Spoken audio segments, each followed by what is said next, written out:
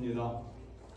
불가능 가을에 또 수능을 앞두고 있고 가족들은 또 김장 때문에 또 여러 가지 신경 쓰고 할 일이 많을 때 훈련에 임하느라고 얼마나 수고 많으십니까?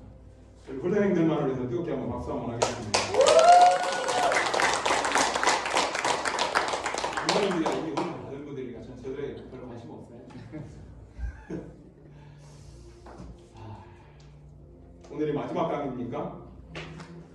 원래 이 강의가 좀 일찍 해야 되는 강의인데 어쩌저쩌 하다 보니까 제가 시간을 여러분들에게 좀 이렇게밖에 맞추지 못하게 되었습니다.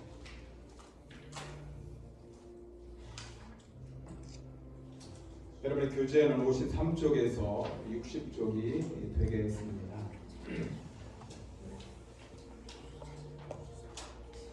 여러분 훈련을 진행하면서 오랫동안 직장생교대학에 몸담고 있는 목사로서 첫 번째 드리고 싶은 말씀이 있다면 어떤 훈련과 강의들을 여러분들이 방법론으로 생각하지 않았으면 좋겠습니다. 방법론은 한 번 하고 끝나는 것들이 많이 있고 몇 번 해보다 안 되면 끝나는 거거든요. 우리 방법론이 아니라 본질을 배우는 것입니다. 교회에서는 신앙의 본질을 배우는 것이고 직장에서는 내가 어떻게 직장 생활을 해야 되는가 이거에 대한 깊은 고민을 하는 시간이죠. 최근에 저한테 이 CBS에서 목사님이 직장대학 간사님을 목사님을 오래 했으니까 와서 좀 일주일에 한 번씩 방송을 좀 해주십시오. 그러고 있는데 제가 고민을 많이 하고 있어요. 이거 하려면 52주 매주마다 이 직장인들과 함께 얘기를 해야 되는데 제가 그만한 소스가 없거든요. 고민하고 있는데 기도하다가 해야 된다고 하면 이제 준비를 해야 되겠지만 왜냐하면 방법론을 찾는 데는 그때그때마다 즉흥적으로 뭔가를 만들어낼 수 있지만 본질을 찾아내는 일은 그리 쉬운 것이 아니거든요. 그러기 위해서 여러분들 지금까지 1단계, 2단계 훈련을 해오면서 쭉 강의들을 들었지 않습니까? 거기에 보면 대부분이 방법이에요. 뭐 하는 방법, 뭐 하는 방법, 뭐 하는 방법. 그러다 보니까 어떤 테크닉적인 어떤 기술자가 되어버리고 끝나는 사람이 될 수 있어요. 우리 그리스도인들도 신앙생활하면서 나도 모르게 종교인이 되고 종교 기술자가 될 수 있는 목사들은 그런 것들을 멋지게 잘 만들어내는 기획자가 되고 연출자가 될 수 있고 끝나고 나면 아무런 맛도 없고 냄새도 없고 색깔도 없고 열정도 없고 비전도 없고 꿈도 없고 능력도 없는 것으로 끝날 수 있거든요.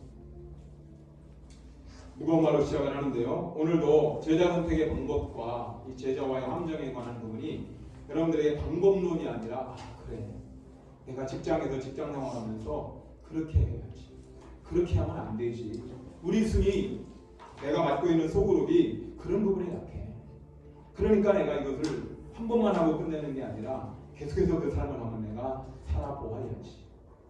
아까 과장들에게 관심 없다는 건 죄송합니다. 거짓말입니다. 그런 의미에서 함께 고민을 좀 해보도록 하겠습니다.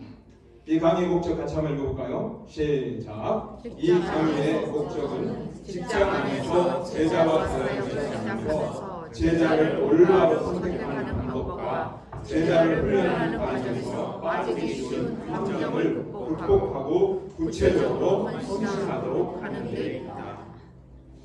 그럼 포인트가 어딘가 보세요. 직장 안에서 뭘 시작해요? 여러분 1단계 강의도 그렇지만 2단계 강의에서 여러분들이 직장 안에서 또 여러분의 인생에서 누군가를 양육하지 않고 있거나 누군가를 양육할 열정과 또 직장 안에서 누군가에게 복음 전하고 그들을 양육하지 않고 있다면 모든 강의들이 다 붕 뜬다고요. 첫 번째 전제 조건이 뭐예요? 직장 안에서 뭘 하면서? 한번 지금 내가 직장 다니든지 아니면 직장 안 다니든지 내가 지금 누군가를 양육하고 있다 한번 흔들어 보실래요? 누군가를 양육하고 있다. 훈련생님이. 그럼 이제 모든 강의들은 다 붕 뜨는 겁니다. 왜냐하면 이 강의는 누군가를 양육하고 있다는 것이 전제 조건이 되는 거예요. 베개라도 붙잡고 양육하라니까요. 앉혀놓고. 자녀 붙잡고 양육하십니다. 제 아들들이 둘이 있지만 제가 뭐 구체적으로 막 앉아서 이렇게 속으로 성경 공부하진 않았지만 차를 타고 오가면서 성경 말씀 많이 가르쳤습니다. 성경 말씀 가지고 끝말 이어가기도 합니다. 성경에 나와 있는 인물 가지고 우리 끝말 이어가기 할까? 끝내줍니다.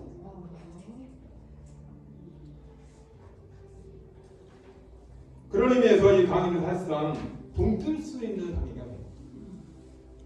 그래서 어떻게 하라는 얘기냐? 해보자고요. 아멘? 직장 안에서 제자 사역을 시작하면서 제자를 올바로 선택하는 방법과 제자를 훈련하는 과정에서 빠질 수 있는 함정이 있어요. 그것을 오늘 한번 극복해낼 수 있는 시간이 되기를 열망합니다. 학습 목표가 5가지가 있습니다. 첫 번째는 훈련 행들을 읽고, 두 번째는 강사님들을 읽고, 세 번째는 제가 읽고, 그렇게 해서 마지막 5번째 훈련 강사님 읽으면 되겠죠. 첫 번째, 이 강의가 끝날 때 여러분들은 시작. 제자와 사역의 필요성을 말할 수 있다. 당신이 제자를 선택할 때 사용할 방법들을 설명할 수 있다. 제자를 선택하는 필수 기준을 말할 수 있다.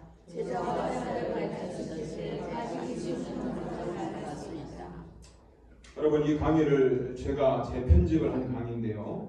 이 강의 안에는 지금 2개의 강의가 겹쳐져 있습니다. 그러기에 버겁지만 여러분들이 잘 오늘 따라오시면 좋겠습니다. 여러분의 교재 54쪽으로 넘어갑니다. 거기 보면 서론에 사명을 받은 사람들이다 그렇게 나와 있어요. 여러분 교재 그렇게 나와 있습니까? 여러분 PPT에 집중하지만 저는 PPT보다도 교재에 집중하는 사람입니다. 요즘 강사들 보니까 강의 이것만 안 들고 A4 용지만 들고 올라와서 강의하는 분들이 굉장히 많이 있는데 저는 절대 그거를 응원하지 않습니다. 강의 안에다가 다 써놓고 제가 오늘 강의할 때 제 숨소리만 빼놓고 받아들일 수 있다면 훌륭한 겁니다. 저는 그렇게 하려고 몸부림칩니다. 다니엘 기도 하고 있잖아요. 어제도 다니엘 기도에 제가 4장을 썼습니다. 너무 주옥 같은 글들이고 내용들이기 때문에 그냥 내버려둘 수가 없어요. 자, 사명을 받은 사람들 하면서 모세가 등장하고 바울이 등장하고 직장 선교사가 등장을 하고 있습니다. 이들의 특징이 뭐라고요? 사명을 받은 사람들이라고요. 그렇죠. 모세가 그의 나이 80세 때 가고 싶지 않은 애굽 땅을 향해 하나님께서 가라고 말씀하시죠. 이제 내가 너를 바로에게 보내어 너에게 내 백성 이스라엘 자손을 애굽에서 인도하여 내게 하리라. 하나님, 지금 내 나이가 몇 살인데요? 80이잖아요. 저는 우리 시청에서 귀하게 우리 훈련 받으시는 권사님들 계신 거 알고 있고 너무 귀하고 감사해요. 내 나이가 어때서? 내 나이가 어때서? 우리 교회 권사님도 계신데 우리 권사님 요즘 중학교 과정, 초등학교 과정, 중학교 과정을 새롭게 공부하고 있습니다. 지난주에도 우리 교회가 성경 보사대를 했는데 70점을 넘어섰습니다. 굉장히 잘하신 겁니다. 우리 교회 성경 실력은 여러분 제가 그 문제를 갖다 드리면 죄송합니다. 70점 넘는 분도 쉽지 않을 겁니다. 요한복음 전체를 놓고 45문제를 냈는데요. 100점이 한 명이 나왔습니다. 자, 이제 내가 너를 누구를? 모세를 어디로? 바로에게로 가고 싶지 않은 자기 자신이 거기에 살인 흔적 있는 현장을 보내겠다고 말씀하실 때 기꺼이 갈 수 있는 사람이 누구예요? 그게 사명을 받은 사람입니다. 아멘. 하나님께서는 사도 바울을 다메섹 도상에서 강력한 부르심 앞에 부르십니다. 같이 읽겠습니다. 시작. 주께서 이르시되 가라, 이 사람은 내 이름을 이방인과 인들과 이스라엘 자손에게 전하게 부르시라. 사도 바울 한 사람이 어떤 사람이 되느냐? 이방인과 임금들과 이스라엘 자손들에게 예수 그리스도의 이름을 전하기 위한 그릇이라고 아나니아에게 이야기하고 있습니다. 그러니 내가 가서 그에게 안수하라고 말씀하고 있는 장면이에요. 여러분, 고린도서 1장 1절은 뭐라고 말합니까? 하나님의 뜻을 따라 그리스도 예수의 뭐로 받았어요? 사도로 부르심을 받았다. 사도라는 단어가 아포스톨로스, 보내심을 받았다, 보냄받았다, 그 뜻을 가지고 있습니다. 그러니까 예수님의 12제자라는 단어도 맞고 사도라는 단어도 맞지만 12제자는 어디에 초점이 있냐면 주님의 뒤를 따라가는 도제된 제자의 모습에 초점이 있다면 사도라고 표현할 때는 어떤 것에 초점이 있는 거예요? 보냄받았다. 가서 뭘 해야 된다? 사명을 감당해야 된다. 가서 뭘 해야 된다? 성실함으로 일을 해야 된다. 여러분, 예수님께서 제자들을 선택할 때 뒤에도 나오지만은 예수님이 12명의 제자를 선택하신 첫 번째 핵심은 어디 있느냐? 주님이 이 땅의 사역을 다 마무리하고 주님이 승천하셨을 때에 그 사역을 너끈히 이어받을 수 있는 신실한 사람들을 세우는 곳에 주님이 제자를 선택한 첫 번째 포인트가 있습니다. 그 말은 우리도 직장선교대학에서 누군가를 제자로 세워놓고 또 교회에서 가정에서 누군가를 나의 후계자로 후임자로 또 제자로 세워갈 때에 내 사역을 우리 교회 사역을 우리 직장선교대의 사역을 계속 잘 이어받을 수 있는 사람 그런 사람들을 세워야 된다. 그것이 중요한 초점입니다. 오늘 본문에 있는 사도행전 1장 8절 같이 읽겠습니다. 시작. 오직 성령이 너희에게 임하시면 너희가 권능을 받고 예루살렘과 온 유대와 사마리아와 땅끝까지로 내 증인이 되리라 하시니라. 아멘.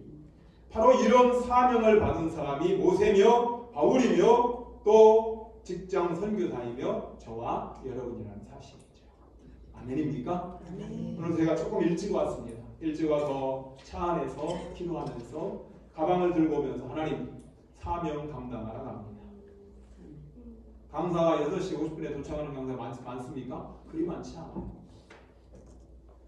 그냥 왔다 갔다 하는 사람이 아니라 사명을 감당하는 목사가 되고 싶고 여러분들도 사명을 감당하는 간사님이시기를 또 그렇게 오고 있는 줄 알고 있고 그렇죠? 그런 사명으로 감당하고 계시죠? 네. 우리는 민족중의역사적 사명을 두고 이 땅에 태어났으니까요. 이 사명을 갖고 우리는 태어난 존재니까 사회 현장에서도 그런 사명을 감당하시는 분들이 중요하다는 것입니다. 본론으로 들어갑니다. 첫 번째, 제자와 사역의 필요성에 함께 살펴보겠습니다. 왜 제자와 사역이 필요하냐? 이 강의에서는 두 가지를 이야기하고 있습니다. 첫 번째, 제자와 사역은 주님의 명령이고 바울의 전략입니다. 바울의 전략만이겠습니까? 오고 오는 많은 하나님의 사람들의 전략이라고 고백할 수가 있겠죠. 잘 알고 있는 본문의 말씀이니까 마태복음 28장 넘어가고 또 내가 많은 증인 앞에서 내게 된 바를 충성된 사람들에게 부탁하라. 그들이 또 다른 사람들을 어떻게 할 수 있으리라? 가르칠 수 있으리라. 그러면 바울의 복음의 4세대를 여기서 이야기하고 있는 것을 볼 수가 있습니다. 제자와 사역의 필요성에 있어서 이것은 그냥 우리 마음대로 만들어 놓은 어떤 짜깁기한 것이 아니라 이것은 성경에 있는 주님의 명령이고 바울의 전략이다. 고백할 수가 있다는 것입니다. 그래서 선교단체 CCC나 DFC나 UBF나 SFC나 조이나 캠이나 많은 선교단체들의 특징은 마태복음 18장 18절로 20절 디모데후서 2장에 대한 말씀이 주로 제자 초점에 맞춰 있는 모든 선교단체들의 중요 성구로 되어 있죠. 자, 읽진 않겠습니다. 여러분 여기 핵심이 뭔지 말씀드렸었죠? 배웠죠? 제자로 삼는다는 것만 이것이 동사고 나머지는 다 분사입니다. going, baptizing, 그리고 가르쳐 지키는 것, teach. 이 모든 것들은 다 저 제자를 삼는다는 것을 꾸며주는 분사라고 해요. 분사. 그러니까 초점이 여기 있는 거예요. 제자를 삼는 거죠. 우리는 제자를 삼는다는 찬송을 너무 많이 불러가지고 찬송으로 끝날 때가 너무 많거든요. 가소 제자 삼으라. 삼으라고 해요. 가소. 여러분의 제자가 언제나 있기를 바랍니다. 저는 제 인생이 마무리될 때에 제가 가끔씩 그런 고백을 교회에서도 하는데 하나님 저는 인생을 마무리할 종착점에 많은 일을 남긴 목사가 아니라 또 많은 빚을 남긴 목사가 아니라 사랑을 많이 남긴 목사가 되고 싶습니다. 아멘. 그런 꿈을 꾸고 그런 유언들을 하면서 살아갑니다. 두 번째 제자와 사역은 승법 번식을 통해 이루어진다. 너무 많이 배웠죠? 이제는 처음엔 어려운 단어인데 영적 승법 번식 이제는 빨리빨리 잘 되죠? 해볼래요? 영적 승법 번식. 영적 승법 번식. 아직 잘 안 되는군요. 이거 어떻게 잘할 수 있냐면요. 슈퍼수표를 빨리 하면 됩니다. 슈퍼수표 해봐요. 시작. 슈퍼 되죠? 아무나 되는 게 아닙니다. 슈퍼 고민하지 마세요. 집에 가서 하세요. 여러분 영적 승법 번식은 우리에게 주신 엄청난 전략이에요. 제가 이걸 캠퍼스 때 배우고 정말 엄청나게 생각을 했어요. 근데도 안타까운 건 아직도 저게 안 되고 있다는 사실이죠. 만일 한 사람이 매일 한 명씩 전도하면 1년에 365명. 우리 도병창 하나님 계신데 저분은 1년에 365명 뭡니까? 1200명 이상을 전도하시는 분인데 21년이면 7665명. 이거 제가 다 계산해 놓은 겁니다. 그러나 1년에 2명을 제자로 낙하니 3명이 되겠죠. 이렇게 3명이 끊임없이 제자로는 제자 삶을 살아간다면 21년이 되면 얼마가 되느냐? 104억 6천 35만 3,203명이 됩니다. 계산한 거예요. 오늘도 계산 한번 다시 맞는가 확인하고 왔습니다. 표 제가 만든 거거든요. 이 표. 제가 오늘도 해봤어요. 더하기 해보니까 1년에 365명 전도하죠. 2년 730, 3년 1095, 4년 1460, 쭉 가다가 10년이 되면 3650, 20년이 되면 7300명, 21년 차 되면 7665명이 한 사람이 매일마다 전도할 때 주께로 돌아올 수 있습니다. 그러나 이 제자, 이 승복 번식을 통하여 21년이 되면 100억이 넘는 사람이 주께로 돌아온다는 사실. 이것을 17년으로 계산한다면 어떻게 계산하느냐? 1 플러스 3, 4명이 하는 겁니다. 3명이 아니라 4명이 할 경우에 여러분 배웠죠? 제자변의 목표에서 17년이면 간단하다. 어떻게 간단하냐? 17년이 지나면 171억 7,986만 9,184명이 됩니다. 이러니까 가능한 것이. 여러분 저를 바라보는 표정이 너무 진지해서 빨리 이쪽을 향합니다. 이렇게 되는 거죠. 이래서 제자와 사역이 필요하다는 것입니다. 근데 왜 안 되고 있느냐? 안 하니까 안 되는 거죠. 멈춰 있는 거죠. 오래전에 TC라고 하는 책자에 나와 있는 책자 보면은 1년에 목사와 평신도가 합쳐서 1000명이 1명을 전도한다. 그런 통계가 미국 통계에 나와 있어요. 대한민국은 어떨까요? 전도의 숫자는 하라고 하니까 할 때가 너무 많잖아요. 안 하라고 하면 안 하는 거죠. 가만히 있으면 전도 안 하죠. 그러나 중요한 것은 영적 승복 번식이 아니고는 절대로 전 세계가 주께로 송두리째 들어올 수 있는 방법은 있다 없다? 전혀 없다.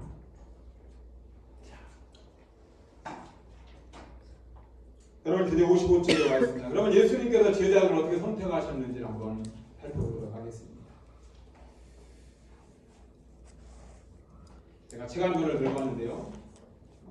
로버트 콜만이슨 주님의 전도계획이라는 책자에 보면 예수님께서 제자들을 선택하신 방법을 8가지로 이야기하고 있습니다. 선택했고, 동거하였고, 헌신했고, 분여, 나눠주었고, 시범을 보였고, 위임하였고, 감동을 했고, 재생산했다. 이 책자의 근거에서 우리도 많은 제자의 훈련, 또 제자들을 선택하는 방법들을 이 책자를 통해서 많이 가이드를 받고 있는 것이 또 CCC 교재이기도 합니다. 자, 그런 의미에서 한번 예수님께서 제자들을 어떻게 선택했는지를 강의 교재는 뭐라고 말합니다. 한번 살펴보도록 하겠습니다. 첫 번째, 예수님은 하나님 아버지의 지시에 의지하셨다. 뭐 하셨다고요?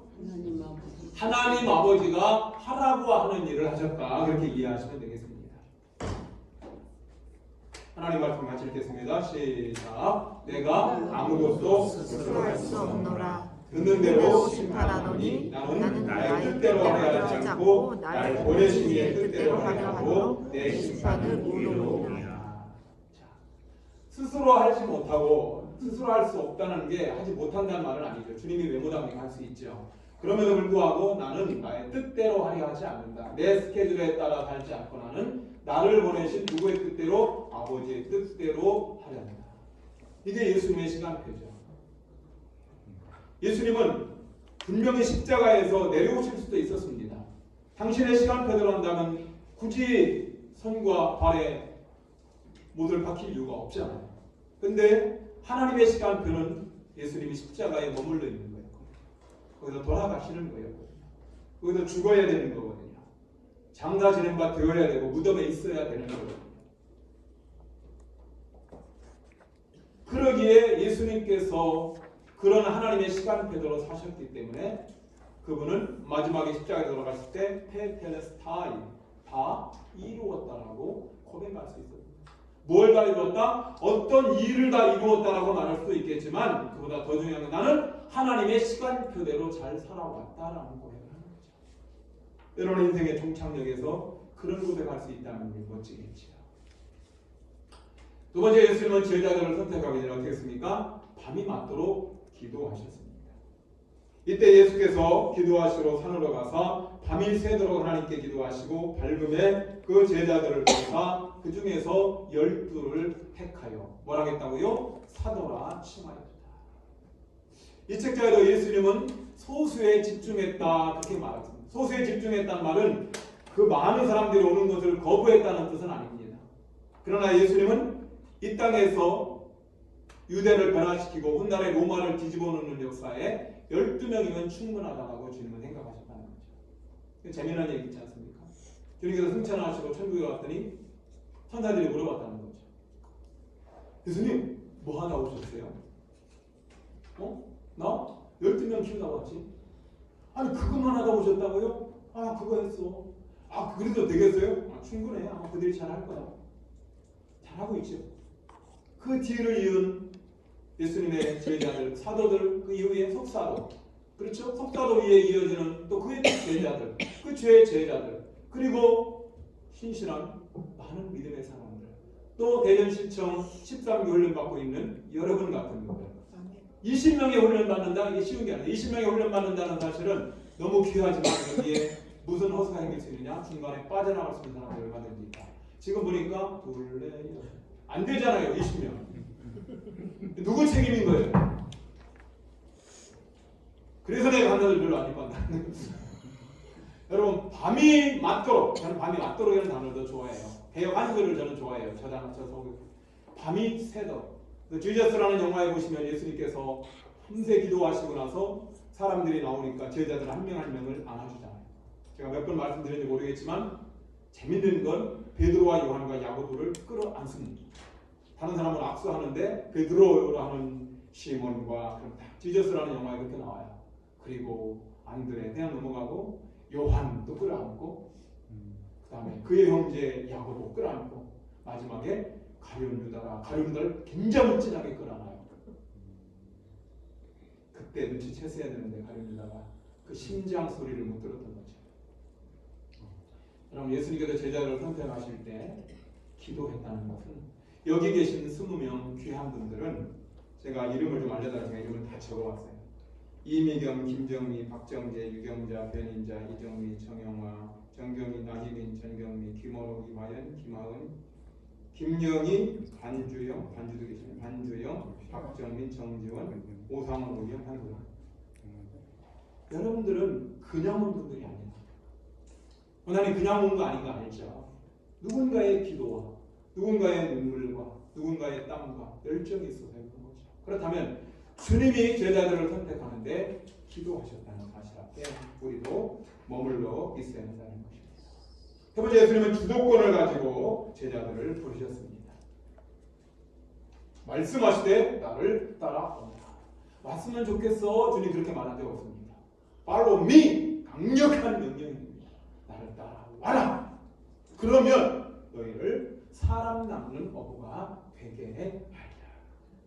주님이 주도권을 가지고 말씀하신 부분이죠. 특별한 자질들을 찾으셨다 말씀하고 있습니다.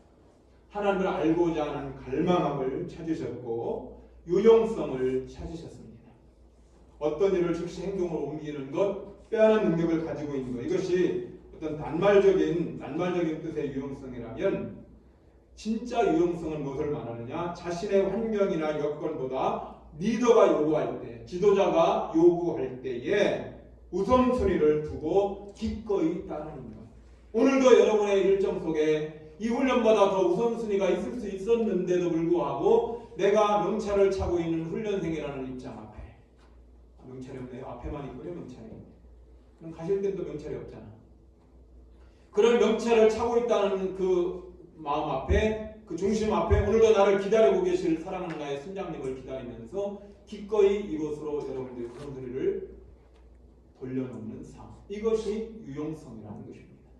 어디에도 어울리는 삶, 뷔페식당에도 어울리고 포장마차에도 어울리고. 예전에 시시 간다 시절에 여름수련회 해야 되면 제가 취사 10년 대장을 했는데요.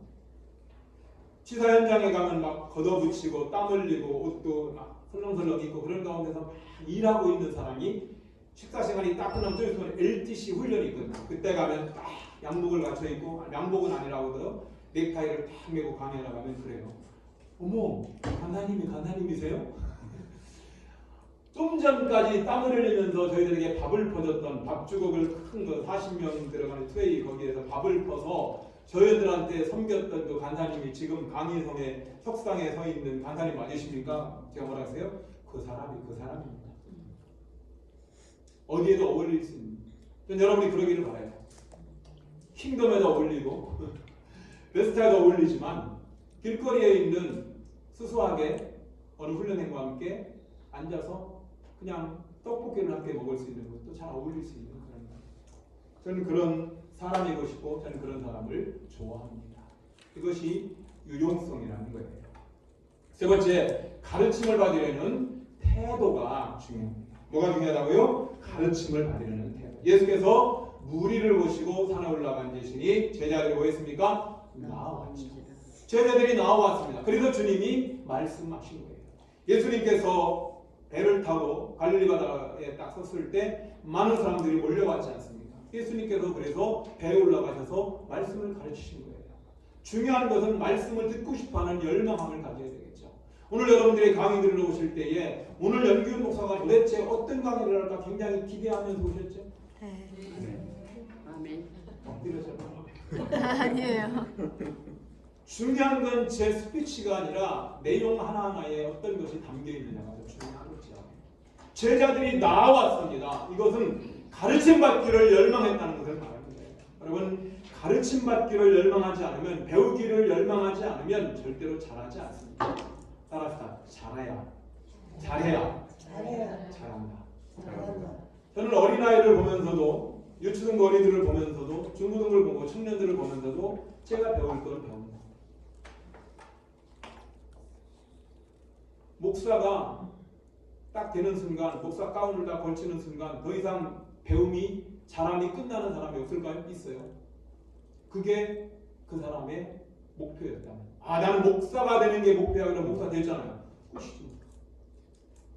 그 다음부터는 이제 횡포와, 죄송합니다, 권위와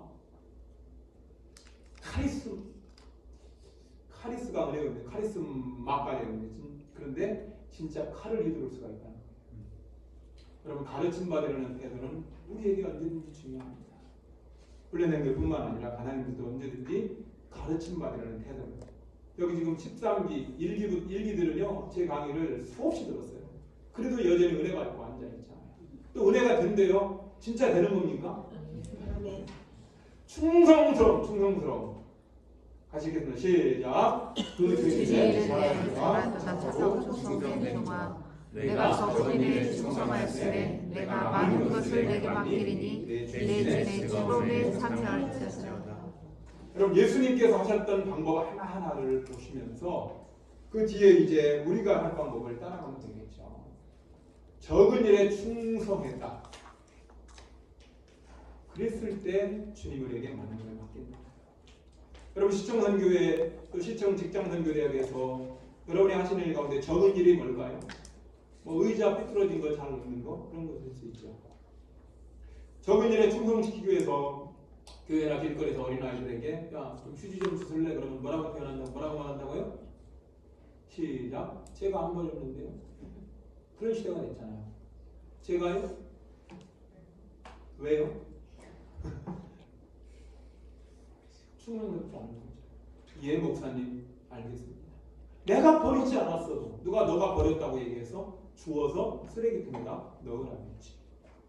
이게 쉬운 거 아닙니다. 여러분, 식당하고 나서 식당에서 의자 집어넣고 나오는 거 쉬운 거 아니에요. 익숙한 거 그냥 펼쳐놓고 오는 거예요.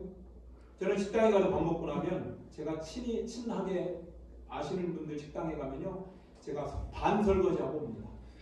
그냥 다 싸우고, 목사님 아니에요. 여러분 바쁘잖아요. 다른 사람 음식 준비해야 되잖아요. 그럼 딱 보면 그러겠죠. 말은 안 하겠지만 좀 다르네, 제 말은. 이렇게 말하겠죠. 하나님께서 보실 때 그것이 적은 일이라고 생각할 수 있으면 큰 일을 하나님 맡기시겠죠. 조금 딴 데로 갑니다. 제자 선택의 방법에 대한 부분이 나왔는데요. 이제 그러면 우리가 제자 선택하는 방법은 무엇이냐? 따라서 똑같이 하면 된다. 너무 가까이 얘기나? 주님이 하나님께 의지한 것처럼 우리도 하나님께 의지하면 되겠죠. 아멘? 아멘. 하나님께 의지하는 인생입니다. 우리는 그분은 우리의 포도나무고 우리는 가지라고 말씀하죠. 예수님은 생명의 참 포도나무, 우리들은 뭐라고요? 가지. 주님은 포도나무, 하나님은 농부. 여러분, 우리는 요한복음 19장을 너무나 잘 알고 있잖아요.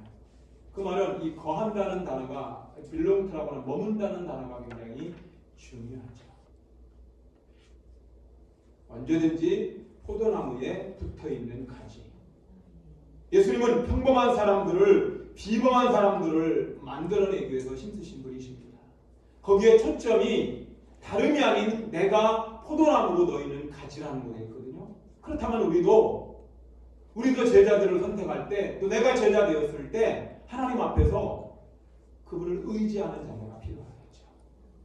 그래서 주님은 우리와 관계를 맺기를 원하시고 우리와 교제하기를 원하신다고요. 아멘이죠. 무엇을 위해 사는 인생이 아니라 그분과 함께하는 인생입니다. 찬양대로 섬기시는 분들, 교사로 섬기시는 분들, 부역장으로 섬기시는 분들 잘 기억하십시오. 우리는 주님의 나라를 위해서 사는 사람이 맞지만 주님과 함께 있지 않으면 안 된다는 거죠. 어제 박신일 목사님이 정확하게 그 부분을 터치하는데요. 다니엘 기도회 때 함께 있는 인생의 그게 우리의 삶의 정체성입니다. 여러분, 제자 선택할 때 먼저 하나님께 집중하시기 바랍니다. 예수님께 집중하시기 바랍니다. 그것이 중요합니다. 두 번째는 간절하게 하나님 앞에 기도하고 결과를 기대하는 거죠. 기도한다는 것은 전적으로 그분을 의지한다는 것을 연결하는 것입니다. 추수할 것은 많지만 일꾼이 부족하다. 그러니 추수하는 주인에게 청하여 추수할 분들을 보내어 주소서. 뭐하라? 기도하라. 너희가 기도할 때 무엇인지 믿고 구하는 것은 다 받으리라 하십니다. 기도하고 결과를 기대합니다. 그럼 무엇을 기도하느냐? 첫 번째, 제자 선택을 위해 지혜를 주시도록 하나님 앞에 간절하게 기도하시기 바랍니다. 성장하기를 갈망하며 유용하고 충성스러운 제자들을 위해서 기도하십시오. 처음에 훈련받으러 왔을 때는 훈련생이 정말 가망이 없는 거죠. 이분이 훈련받으러 오셨다고? 그때 훈련관사는, 트레이너는, 순장은 목표를 잡아야 됩니다. 내가 이분을 1학기 때는 여기까지 끌어올려드리고 싶다. 물론 내 힘으로 할 수는 없죠. 성령이 하시겠죠.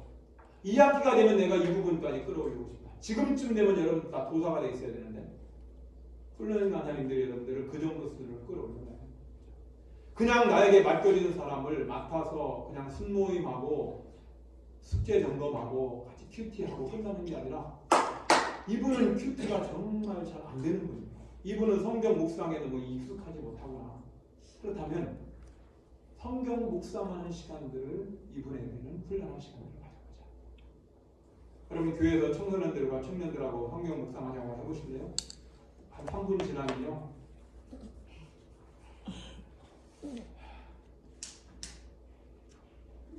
안 됩니다. 안 된다. 그거부터 해야 된다. 3분, 5분 말씀 앞에 집중하십니다. 제가 우리 아이들 클 때 그런 얘기 말하고 있는데 우리 아들들이 같이 큐티한 적이 있거든요. 큐티하면 같이 성경 말씀 읽잖아요. 그리고 묵상하는 시간들을 가져야 돼요. 처음엔 잘해요. 다음에 제가 심란해서 못 읽겠어요. 걱정거리질 않아. 그렇죠. 우리 가만히 있으면 원래 가렵거든요.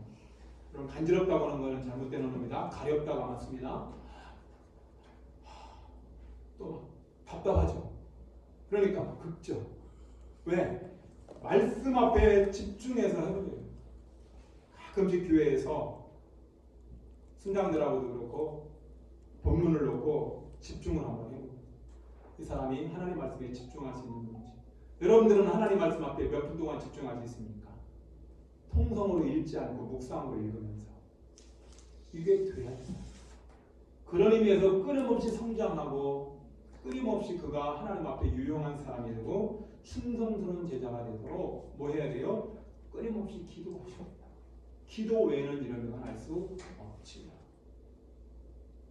직장연구대학에서 처음에 파송받아서 훈련관사가 되었을 때는 참 연약했는데 한 해 한 해가 더하면 더해 갈수록 너무 멋지게 빚어져가는 분들을 저는 너무 많이 보고 있어요. 누구라고 말하지 않지만 저는 현장에서 보잖아요.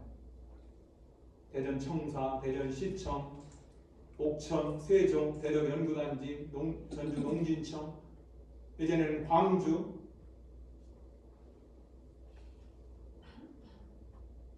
그런 훈련 현장에 갔을 때 지금 보면 너무 멋지게 빚어진 사람이 있는가 하면 사라진 사람도 많아요. 아픔이죠. 세 번째, 주님이 주도권을 가지고 제자들을 불렀다면 우리도 주도권을 가지는 것은 그를 강탈하라는 게 아닙니다. 가서 복음을 전해내고 한 사람 한 사람을 힘있게 하나님의 사람으로 붙잡아낼 수 있도록, 그가 머물러 있도록, 주님 안에 거하도록 붙잡아주는 역할을 하는 것이지요. 이 주도권을 가져야 되는데 주도권을 빼앗기게 만드는 우리에게 문제들이 있다고 이 강의는 얘기하고 있어요. 첫 번째가 게으름의 문제이며, 두 번째가 두려움의 문제이고, 세 번째가 확신의 결핍의 문제이고, 네 번째가 부실한 시간 관리에 대한 문제라는 것입니다.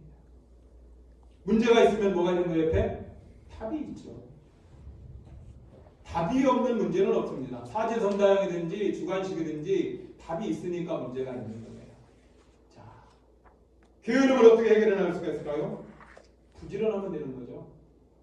부지런하다는 것은 육체의 부지런함만을 말하는 게 아니라 내가 해야 될 역할을 그때의 제 시간에 정확히 해내는 것을 말하는 것이죠. 더욱 힘쓰는 것을 말하는 것입니다.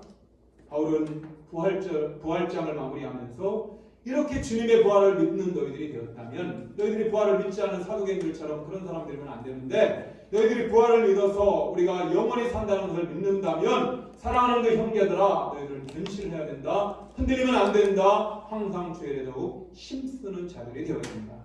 그러니까 주일에 힘쓰는 사람들은 누구예요? 주의 부활을 믿고 순종하는 사람들이라는 것입니다. 그것이 게으름을 해결할 수 있는 비결이다라고 말씀하고 있습니다. 그 다음에 두 번째, 두렵습니까? 하나님을 신뢰하지 않기 때문에 두려운 것이거든요. 두려움의 반대는, 그래서 우리는 불신이 될 수 있어요.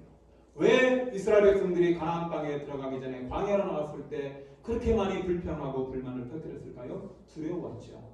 두려움은 무엇을 가져다 준다고요? 불신이니까 두려운 것입니다. 여러분, 하나님 믿으십니까? 하나님 믿으시죠? 그러면 우리는 신뢰한다는 것을 말하는 것입니다. 전적 의존이죠. 여러분, 엄마가 자녀를 바라볼 때에 자녀가 어떨 때 기쁘겠어요?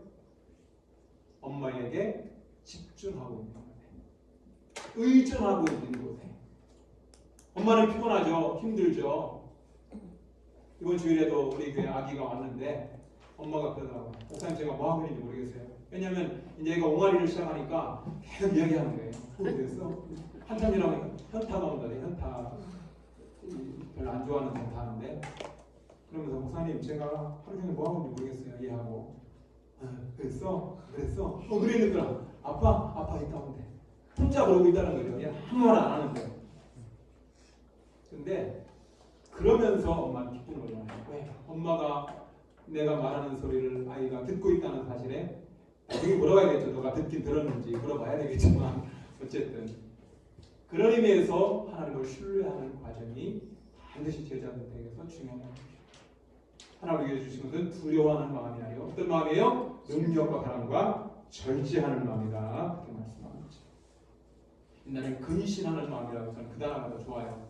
절제하는 마음보다. 원어에 아마 절제라고 나왔나 보죠. 오직 능력과 사랑과 근신하는 마음이니. 여러분, 두려워하고 있습니까? 하나님 자녀들을 향하여서 너 목요일에 수능 보는데 두렵니? 두려울 수 있죠. 인간적으로는. 그러나 너가 하나님을 믿는 자녀라면 하나님은 책임져 줄 거야. 좀 전에 제가 새 자녀를 기도했는데요. 9시면 제가 우리 교회 두 자녀를 기도해야 돼요. 예약되어 있어요. 하나 오빠고 하나 동생인데, 이 친구가 작년에 대학교 갔다가 반수해서 이번에 다시 도전해서 한 집안에 2명이 수능을 봐요. 이런 잔치가 있나. 얼마 전에 교회 와서 제가 두 사람 놓고 기도해줬어요. 이따 또 기도해달라요. 내일 오라 했더니 내일은 부담된대요. 수요일 때는. 오늘 해달라고 해서 알았다고 9시 예약되어 있습니다. 여러분 기도 진하게 해주세요. 문정이라는 딸과 최원석이라는 송희정 집사님의 자녀예요. 여러분 하나님을 신뢰하는 제자들을 세워가기를 열망합니다. 그 다음에 확신의 결핍이 오지 않습니까? 그때는 사랑에 대해서 확신을 갖는 거예요. 왜 연애하다가 헤어지느냐? 확신이 없어서 그런 거거든요. 그래서 저는 참 저희 사모님께 너무 고마워요. 간다가 뭐가 있다고 아무것도 없는데 군대 간 기간까지 4년 동안 기다려주고 지금은 내가 왜 그런지 모르겠다고 하지만 어쨌든 이제 이미 끝났는데 뭘 그러냐고요. 확신에 대한 여러분 주님에 대한 사랑이 있으면 어떤 것도 이겨낼 수 있겠죠. 그런 확신의 결핍은 사랑에 대한 확신으로 온단 말이에요. 나의 계명을 지키는 자라야 나를 사랑하는 자라고 주님 말씀하거든요. 나를 사랑하는 자는 내 아버지께 사랑을 받을 것이고 아멘. 아멘. 나도 그를 사랑하여 그에게 나를 나타내리라고 말씀하시죠. 왜 주님 우리에게 나타나지 않느냐? 왜 제자 훈련을 받으면서 내 안에 맹숭맹숭하고 끊임없이 몸이 건조하느냐? 주님의 사랑이 식어져 있거나 약해져 있기 때문이라는 거죠. 그래서 사랑을 줄 수 없을 만큼 가난한 사람도 없고 사랑을 받지 않아도 될 만큼 어떤 사람도 없어요? 부유한 자도 없지요. 저도 사랑을 많이 먹고 살고 싶은 목사입니다. 부실한 시간 관리 이 부분을 끊임없이 해결해야 되는데 여러분 이미 효율적인 시간 계획이라는 강의 다 들으셨잖아요. 부실한 시간 관리 시간을 잘 관리하고 선정하십시오. 특별히 세월을 아끼라 때가 악하다고 말할 때 다른 성경에 보면은 세월을 아끼라는 의미가 내가 기회를 돈을 주고 사서 그 기회를 내가 내 것으로 포착해서 살라 그 뜻을 가지고 있습니다. 그러니까 세월을 아낀다는 의미는 돈을 주고 나에게 찾아온 기회를 값을 주고 산다는 것을 말하는 거죠. 지금 이 시간은 여러분들에게 그런 시간이잖아요. 다시 올 수 없는 시간이지 않습니까? 뭐니 해도 훈련받을 때가 가장 좋아요. 감사 해보세요. 얼마나 경상도 말로 폭폭한지 가슴 아픈지 안 와서 아프고 몸이 아파서 아프고 순종하지 않아서 아프고 주님에 대한 사랑이 식어져가는 것 같아서 아프고 세 번째 특별한 자질을 체질하는 것입니다. 첫 번째 하나님을 사랑하는 열망함입니다. 여러분 여기 앉아 계신 분들 이 하나님을 사랑하는 갈망함을 가지고 오셨죠? 말씀드렸습니다. 우리의 방법론을 찾기 위해서 살다 보면 우리는 그 방법론이 끊어지면 끝난 거예요. 그러나 하나님을 사랑하는 열망함과 정말 내 인생의 목적이 이거라고 생각한다면 끊임없이 이 길을 걸어가게 되는 것이죠. 마음을 다하고 목숨을 다하고 뜻을 다하여 주의 하나님을 사랑하라고 말씀하고 있지. 두 번째는 자원하고 기꺼이 따르는 마음과 유용성이라고 볼 수가 있겠죠. 자원하고 기꺼이 따르는 마음과 자세입니다. 세 번째는 배우고 싶은 열망함과 가르침을 받으려는 태도. 두 가지가 같겠죠. 배우고 싶은 열망함이 있으니까 열심히 가르침 받겠죠. 다른 사람의 권위를 받아들이고 다른 사람의 권고를 들을 수 있고 훈련 강사님의 말씀을 내 마음속에 새길 수 있고 교회에서 목사님이 메시지하는 설교를 듣고 그것을 내 마음속에 삶으로 살아내겠다고 고백하는 사람이어야 한다는 것입니다. 그래서 제자는 누구냐? 주님과 다른 사람들로부터 끊임없이 배우기를 추구하고 열망하는 사람이라는 것이죠. 따라가서 다른 사람들을 인도하여 제자화하는 능력을 가진 자질을 찾고 있다는 것입니다. 뭐니 해도 직장 선교대학은 직장 선교하는 사람이잖아요. 맞죠? 직장 선교대학. 그렇지 않으면 그냥 직장 선교 세미나 그러시면 돼요. 세미나 강사로 오늘 누가 오셨습니다. 세미나 강사는 세미나만 하고 가는 거거든요. 그러나 강사님들은 세미나 강사가 아니잖아요. 같이 하잖아요. 몸으로 함께 있고 마음으로 함께 있고 기도로 함께 있고. 그래서 우리는 세미나라고 말하지 않고 직장 선교 대학이라고 합니다. 오늘 강사님 그런 얘기가 나오고요. 자신은 직장 선교 대학에 있고 자기 어머니는 노인 대학에 있고 칼리지를 2개나 다니고 있다. 그럼 직장 선교 대학에 다니고 있는 것에 자부심을 가지시면 좋겠습니다. 모든 그리스도인들이 직장 선교 대학에 다니는 건 아니거든요. 특별한 사람들이 열망함을 가지고 내가 내 직장을, 내 인생을 이렇게 살 수는 없다. 한 영혼을 주께로 인도하는 일에 집중하고 그들을 양육하는 일에 집중하겠다는 마음을 가진 사람. 그래서 영적 순복 번식이 없이 직장 복음화는 될 수 없다는 것입니다. 동의하십니까? 아까 우리가 배웠잖아요. 제자 사역의 필요성에 대해서 얘기했지 않습니까? 두 번째 영적 순복 번식은 잠재적 영적 순복 번식하고 없이는 일어날 수 없죠. 여러분들이 잠재적인 영적 순복 번식하죠. 조지 물러 한 명이, D.L. 무디 한 명이 전 세계를 이렇게 뒤집어 놓을 것이에요. 어떻게 생각하겠습니까? 빌 브라시라고 하는 한 사람이 전 세계에 수많은 CCC라고 하는 스태프들을 세우고 제자들을 세워놓을 것이라고 누가 생각을 했겠습니까? 김중건 목사님이라고 하는 한 분이 지금까지도, 그는 돌아와 이제 10년이 넘었는데 지금까지도 민족의 가슴마다 외치는 사람들, 가자 우리가 직장을 변화시키자, 직장에 내 가슴마다 피 묻은 그리스도를 심어 이 땅에 푸르고 푸른 그리스도 계절에 오게 하자, 오게 하자, 오게 하자, 꼭 오게 하자. 누가, 내가, 언제, 지금, 할렐루야, 아멘. 여러분 이게 설악산에서 외쳤던 메시지예요. 누구에게? CCC 간사들에게. 그것이 여러분들에게 내용과 환경과 상황만을 바꿔놓은 것이죠.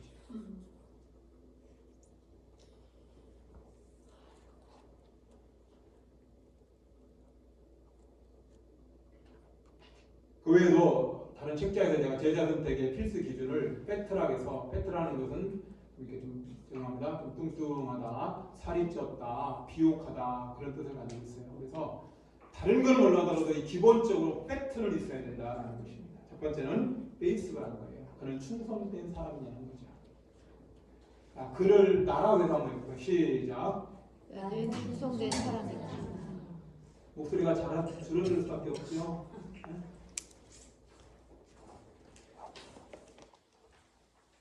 나는 충성된 사람이다. 캠퍼스 시절에 또 제가 스텝으로 사역하면서 롤링 페이퍼를 썼던 적이 많이 있습니다. 그리고 무슨 뭐 끝날 때 되면 이렇게 서로 롤링 페이퍼 써주는 거 하잖아요. 부끄럽지만 저에게 롤링 페이퍼를 써줄 때마다 저에게는 언제든지 충성이라는 단어가 써 있었습니다. 연균 강사님은, 연균 순장님은 충성스러운 사람입니다. 부끄럽죠? 충성스럽대요 저보고. 그런 거 없습니까? 네.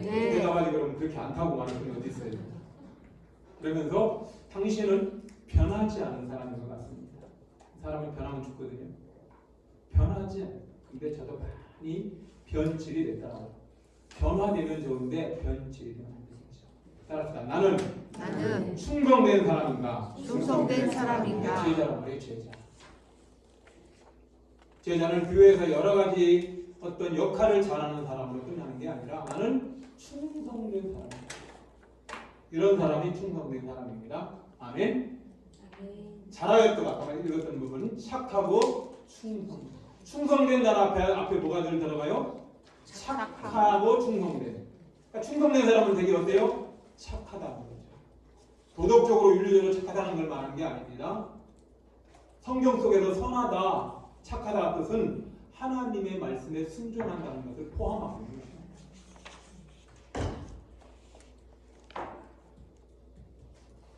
여러분 교재 58쪽입니다. 그러면 충성된 사람을 어떻게 표현하느냐? 제가 교재에 나와 있는 것들을 좀 다른 데서 있는 것들을 여기다가 넣어봤습니다. 우리 선생님들 한번 읽어보실래요? 시작. 어려운 환경을 무릅쓰고도 만나야 할 자리에 기꺼이 나오는가? 자기를 빠지지 않고 해내고 있는가? 목적을 가지고 행하는 태도를 보이는가? 맡겨진 일을 책임감 있게 수행하고 있는가? 강사님들은 훈련생들 한 명 한 명 한번 이렇게 체크 한번 해보세요. 그게 충성스러운가요? 충성스러운.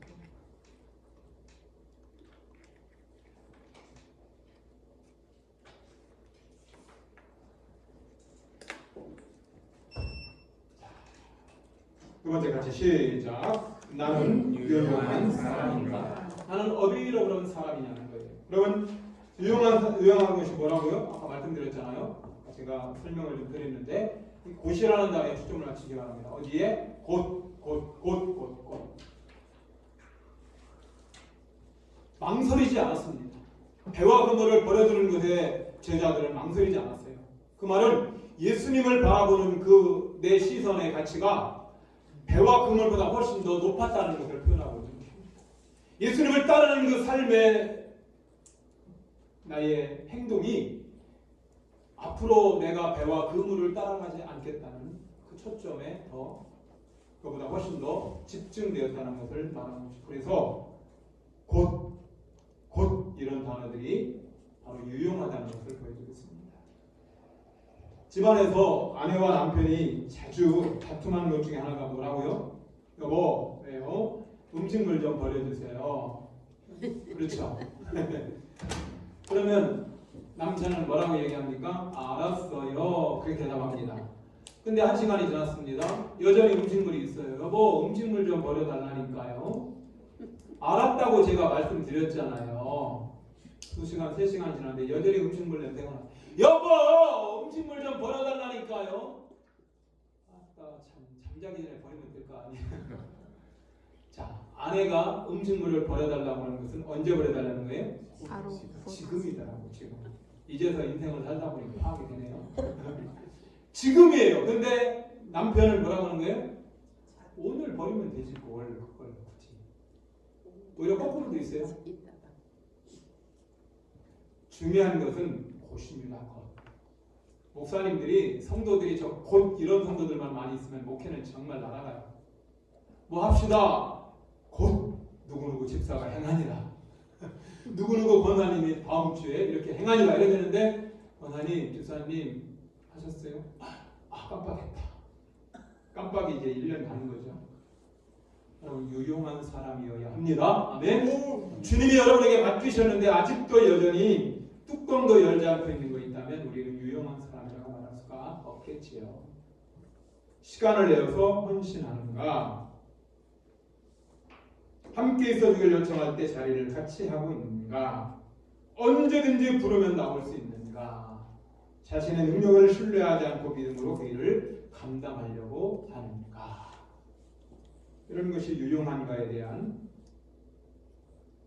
바이메트라고 이야기를 하고 있습니다. 세 번째, 그는 배우기를 열망하는가? 나는 배우기를 열망하는가? 옆 사람 보면서 당신은 요즘 어느 책을 읽고 있습니까? 한번 물어볼래요? 시작. 성경책을 한번 하면 안 되고 하세요. 가만히 옆 사람 시작. 뭐라고 대답합니까? 둘 다 질문하면 안 되겠네. 뭐 읽고 있대요?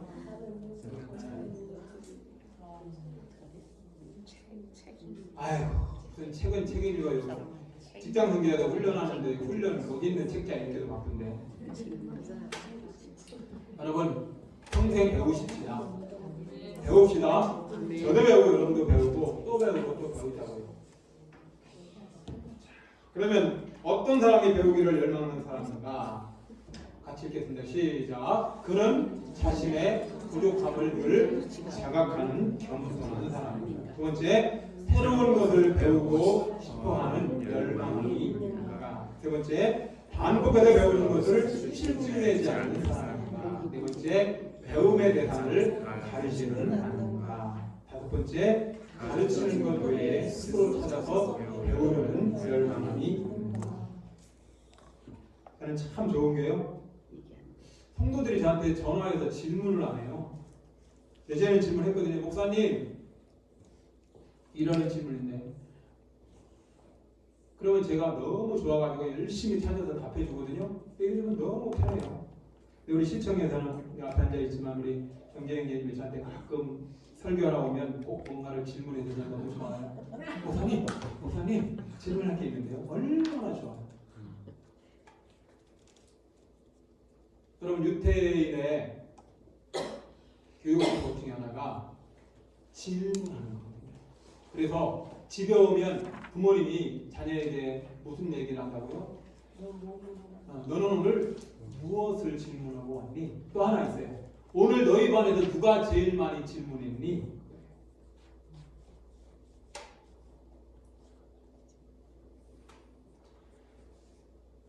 질문을 해야 답이 생기는 거죠. 오늘부터 또 저한테 전화가 빗발치는 겁니까? 강지철 목사님을 닮아대요. 직장선교대학은. 직장선교회는 저를 애용하세요. 배우기를 열망하는, 그래야 끊임없이 배울 수가, 또 성장해 갈 수가 있겠지요. 마지막 부분인데요. 빠지기 쉬운 함정, 이건 항상 다른 강의를 띄운 거거든요. 제자가 생각해서 피해야 될 함정이 있습니다.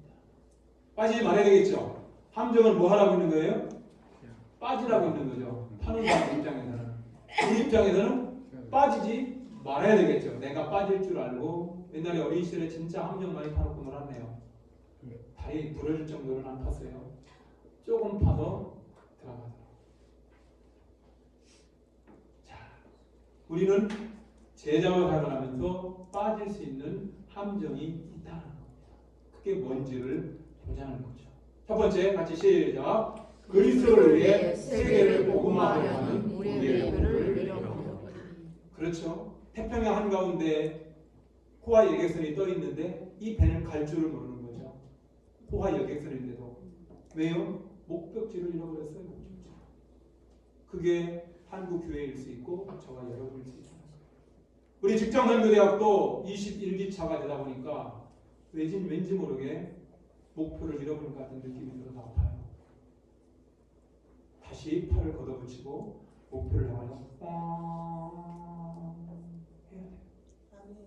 배의 목적은 항구에 머물러 있는 게 아니에요. 머물러 있으면 배는 편하죠. 배의 목적은 정박이 아니라 항이 있습니다. 우리 직장선교대학은 목표를 향해서 끊임없이 나아가고 또 달려가야 합니다. 오늘의 학원복음화, 내일의 민족복음화. 오늘의 민족복음화, 내일의 세계복음화. 윈더 캠퍼스 데이 윈더 월드 투마로. 이게 CCC의 비전이고 이것이 직장선교대의 비전으로 여러분들에게 온 거예요. 그런데 이 비전은 사라진 채 그 삶에만 집중하다 보니 너무 우리는 메마른 인생이 되는 거죠. 저한테 하는 얘기입니다. 우리 모두에게 함께 던지고 있는 메시지예요. 분명한 목표는 여러분이 제자를 선택하고 때를 맞추기 위해 하나님의 인도하심을 기다리도록 도와줄 것입니다. 여러분 목표 다시 원위치 한번 해보십시다. 분명한 대답을 안 하네요. 세 분밖에 안 합니다. 분명한 목표는 여러분이 제자와 순모임을 영적 순법 번식까지를 양육하는 방향으로 가는 거예요. 그러니까 우리 직장선교대학에서 영적 순법 번식, 전도와 양육이 아닌 다른 것들을 곁가지라고 보셔야 돼요. 교회 안에서도 마찬가지입니다. 다른 어라운드 미니스트리가 있지만 그 어라운드 미니스트리는 어디에 초점을 맞추게 한 거예요? 복음 전하고 양육하고 훈련하고 파송하는 초점에 있어야 되겠죠. 아멘. 그 이상 그 이하도 아니라는 거예요. 다른 것들은 그것을 이루기 위한 하나의 과정이 되는데 자칫하면 많은 것들을 펼쳐놓으면 거기에 집중하다 보니 본질을 놓치고 목표를 잃어버리고 목적을 잃어버린단 말이에요. 지금 훈련받고 있는 분 가운데 우리 교회도 세 분 여기 앉아있는데 우리 교회도 왠지 모르게 그럴 것처럼 느껴져서 좀 가슴이 많이 아파요. 저부터도 그렇고요. 두 번째, 믿음으로 충만하지 않은 사람들을 선택할 수 있다는 것입니다. 지금 여기 계신 20분은 믿음으로 충만한 분들이죠?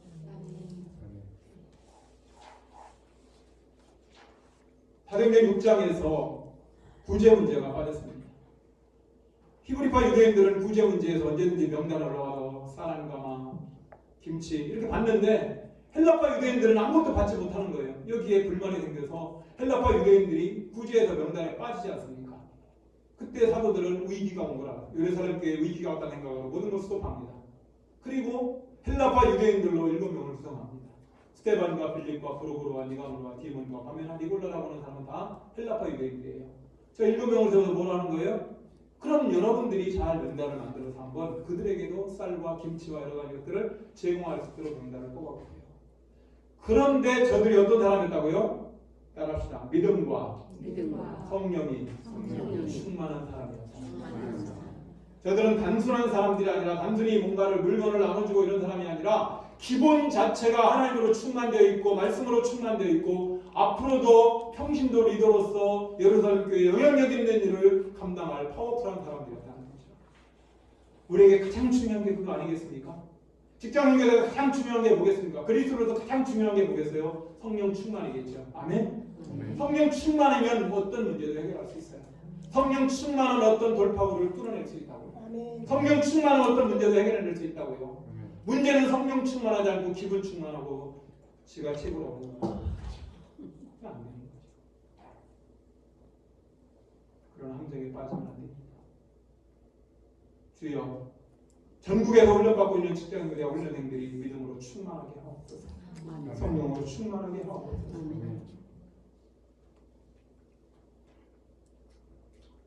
세 번째, 영적인 승법 법칙가들이 갖춰야 될 여러 가지 중요한 영역에서 성숙함을 고려하지 않는 것입니다. 물론 누가 완벽하겠습니까? 그럼에도 불구하고 훈련받는 과정에서 성숙해 갑니다. 저한테 5분의 시간만 더 주시고 합니다. 제가 은사 중에 은사가 5분을 더 하는 은사가 있어요. 첫 번째, 사회적인 성숙입니다. 다른 사람에게 관련되어 있는 능력이에요. 다른 사람과 잘 관련되어 있는 사회적 리더는 저런 분이 굉장히 중요하잖아요. 우리는 리더니까요. 정서적으로 성숙한 거죠. 안정되어 있고 부드럽고 사랑 많고 모임에 공헌할 수 있는 분입니다. 정서적으로 어떤 사람 보자마자 그냥 그분 보면 나도 모르게 불안하잖아요. 막 발이 떨기 시작하고 목사님 설교하시는데 설교자가 그럴 때가 많이 있어요. 처음 설교할 때는 엄청 힘들어요. 예수님께서 말씀하셨습니다. 마태복음 28장에 보시면 예수님께서 마지막 승천하시네. 자기는 뭐 하는지 몰라요. 손 비비고 있는지 모른다니까요. 성도들은 그 말씀을 안 들어오고 목사님 오늘 몇 번 비비나고. 간사님들 중에 그런 분들 굉장히 많아요. 정말이라는 단어, 참으로, 그 다음에 들이마시지라는 단어, 맨날 들이마시고 다 같이 기도하겠습니다. 다 같이 오늘 함께 기도하는데 막 이러면 다른 건 안 들어오고 오늘 몇 번 들이마시는다는 거죠. 체내가 안 들어오거든요. 참으로 이런 것들이 나도 모르게 정서적으로 안정되지 못한 사람이 되게 만들고 자꾸 불안하게 만들어요. 뭐 가슴을 여러분들이 찔렀나요 제가? 세 번째, 인격적 성숙. 뭐 이만하면 저도 할 말이 없어요. 너는 인격적으로 성숙하냐? 아니요. 부족해요. 많이 상처 주고요. 미안하다고 그러잖아요. 교회에서도 늘 미안한 목사예요. 집사님 어떻게도 집사님 미안해요. 청년들 보면 잘못했으면 미안해요. 고마워요. 챙경을 가지고 끝까지 수행하는 능력이 인격적 성숙이에요. 좀 다르죠? 여러분이 생각하는 것과. 그 다음에는 잠재적 제자의 가능성과 영향을 무시하는 겁니다. 지금은 아닌데 어마어마한 포텐셜, 어마어마한 잠재력을 가지고 있는 사람이거든요. 이렇게 보면 그냥 하나의 수류탄인데 그냥 던지면 아무런 힘이 없는데 요거를 안전핀을 뽑는 순간 이거는 다. 그럼 제가 대학교 다니기 전까지 굉장히 왜소하고 키는 그렇지만 왜소하고 소심하고 여학생들 앞으로 지나가면 제가 거기 가지도 못하고 학교 다닐 때 그래서 늘 뒤가다가 지각도 하고 뭐 이랬던 사람이거든요. 근데 CCC에 딱 들어오니까 제가 물 만난 물고기가 돼서요. 너무 신나는 거예요. 여기까지 왔어요. 저 신나 보이죠? 네. 그냥 신납니다. 우리 교회 어느 집사님이 제가 천명 집회하고 있는 현장에서 날아다니는 걸 보더니 우리 목사님은 저게 맞는데 너무 미안하지 않나 죄송하지 않나 그런 얘기. 그렇지 않습니다. 그것도 하고요. 만명 집회를 했으니까요. CC에서 만명 집회 하잖아요. 현장에도 있었고. 중요한 것은 지금 우리 시청 안에 직장생대가 훈련받고 있는 가운데서 지금은 아니지만 탁 쳐지면 팍 폭발하는 분들이 있다는 거죠. 그거를 무시하지 말라는 거죠. 그걸 예리하게 볼 수 있는 해안을 가지고 있는 분들이 좋은 트레이너들이겠죠. 지금도 보이죠? 보입니까? 오늘 오신 분들인가? 모든 사람들은 다른 사람을 영향력을 끼치게 되어 있습니다. 우리의 문화적 수준의 우위나 사회적 문화적 수준 우위나 아래에 있는 사람들에게 관련되어져 있어요. 우린 지도자들과 관련되어 있거든요. 우리 시장님은 예수님 믿으시죠? 너무 감사하죠. 시장님 말고 그 밑에 계신 우리 부시장님이나 또 국장급 되신 분 예수 안 믿는 분 있으면 누가 갈래요? 사형리 들고 누가 복음 들고 가겠습니까? 이것이 잠재적. 그분이 예수 믿으면 다 뒤집어지는 거거든요. 여러분 미얀마 땅에서 실제 제가 저희 동기 중국 선교사한테 들은 얘기인데요. 미얀마에서 어떤 거다가 주지스님이 예수 믿었어요. 그 절 다 뒤집어졌대요. 내 밑에는 사람 다 예수 믿어야 됩니다. 그게 중요한 거예요. 춘천 성지화가 72년도에 시작되는데 그때 핵심 중에 하나가 전용태 검사장인데요. 지금도 이분은 세계 성시화 운동본부 총재로 알고 있어요. 이분은 가는 곳마다 검사장들, 그 다음에 국정원 직원들한테 막 복음 전하거든요. 시장님 예수 믿어야죠. 예, 검사장님 믿겠습니다. 그래서 주교로 돌아온 순회들이 엄청나게 많아요. 지도자들이 뒤집어지면 엄청난 일이라고. 누가 가겠습니까? 우리 대전시청에 위에 손가락 5 안에 들어있는 직급에 계신 분들, 예수 안 믿는 분들 누군지 명단을 뽑아보세요. 기도하세요. 그리고 서별천 가는 걸 보내든지 누가 가든지 한번 가요. 지도자들에게 전도하는 것입니다. 여러분 이게 중요한 거예요. 굉장히 중요한 겁니다.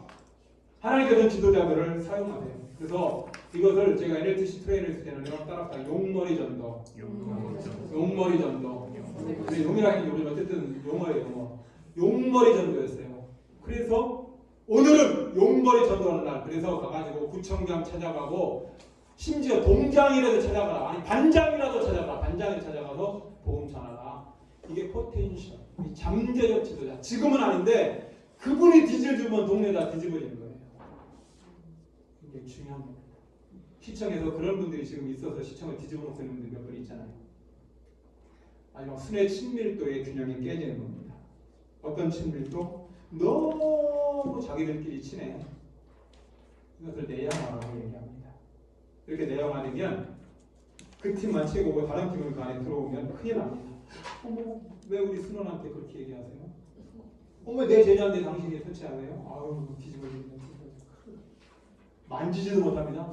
요즘 자기 아들 만지면 큰일 나죠. 네? 자기 새끼 만지면 큰일 나잖아요. 어머, 목사님 한 닦으셨어요? 우리 교회는 그런 건 없어요. 그리고 반드시 늘 닦고 만져요. 여러분 너무 많은 친밀도는 다른 순이 그 안에 끼어들 여지가 없고 성장하고 자랄 수 있는 여지가 없어요.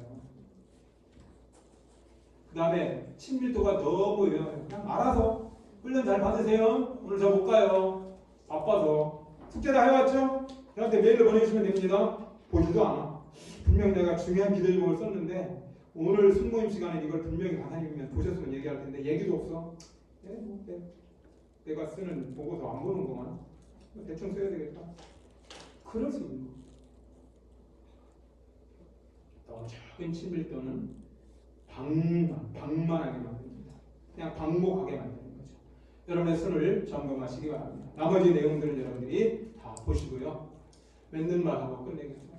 넘어갑니다. 나와 있으니까 같이 읽겠습니다.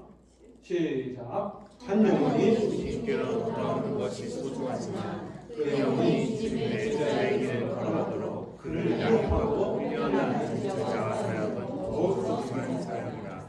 우리 모두 이 부르심에 이 일에 부름을 받은 자가 되어 헌신하고 있음을 감사하며 직장에서 감사의 작심을 건강하게 이 사회에 힘쓰기를 바랍니다. 아멘. 기도하겠습니다. 하나님, 오늘 소중한 13기 훈련생들 너무 귀하고 귀한 분들을 뵙게 하셔서 감사합니다. 여기까지 왔습니다. 수고하셨던 그 땀과 눈물과 기도 하나하나 써내려갔던 보고서들 상의를 들고 가면서 복음 전했던 힘들고 어려울 때 팀전도 현장에서 두렵고 떨리는 마음이지만 했을 때 그 영혼이 주께로 돌아왔던 기쁨들 이런 것들이 알알들이 쌓여서 아름다운 열매로 드러나기를 열망합니다. 이들을 위해 수고한 우리 사랑하는 가사님들을 축복하시고 대전시청 선교회가 전국에서 가장 좋은 모델이 되게 하셨사오니 앞으로도 그 모델로 향하여 달려가게 하시되 더 많은 훈련생들이 더 많은 사람들이 주의 제자로 세워지게 하옵소서. 함정에 빠지지 않도록 우리를 날마다 점검케 하옵소서. 예수님의 이름으로 기도하옵나이다. 아멘.